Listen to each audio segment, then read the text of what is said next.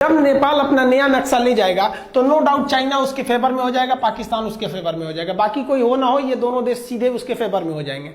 अब पाकिस्तान के फेवर होने से कोई फर्क नहीं पड़ता है, लेकिन चाइना अगर नेपाल का फेवर करेगा, और वो जेन्युइन करेगा ही, क्योंकि उसी के इशारे पे सब कुछ हो ही रहा है। तो चाइना क्या करेगा, चाइना के पास पावर है, उसके पास वीटो पावर है, लेकिन ऐसा नहीं है कि केवल चाइना के पास ही वीटो पावर है, और भी 5 देश हैं जिसमें चाइना भी है। तो चाइना के अलावा 4 देश हैं जिनके पास वीटो है। तो रसिया हमारे लिए वीटो कर सकता है, और अगर रसिया यहां वीटो नहीं करेगा तो रसिया को एक बात पता है कि नेपाल का साथ चाइना अगर देगा तो नेपाल का साथ अमेरिका नहीं देगा, और अमेरिका इस प्रस्ताव को रोकने के लिए, रोकने को टेक्निकल भाषा में वीटो कहते हैं, किसी भी प्रस्ताव को रोकने के लिए 5 देशों के पास वीटो है।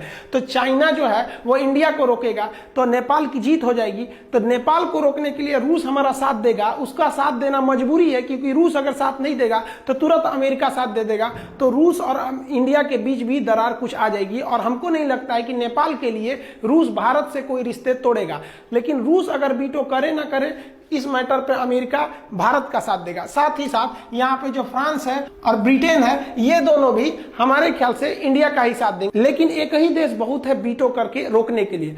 अगर यहाँ पर आप देखेंगे तो वीटो किसी के फेवर में नहीं जाएगा। हमारे ख्याल से यूएनओ का मुद्दा यूएनओ में ही लटक जाएगा, जिस तरह हमारा कश्मीर इशू अभी तक लटका है 1947 से। ये नेपाल को भी समझना चाहिए। इसमें केवल और केवल फायदा जो होगा वो फायदा होगा चाइना को, नेपाल और इंडिया के बीच टेंशन क्रिएट करके। और इसमें केपी शर्मा ओली नेपाल को एक बहुत ही आर्थिक रूप से घाटा की ओर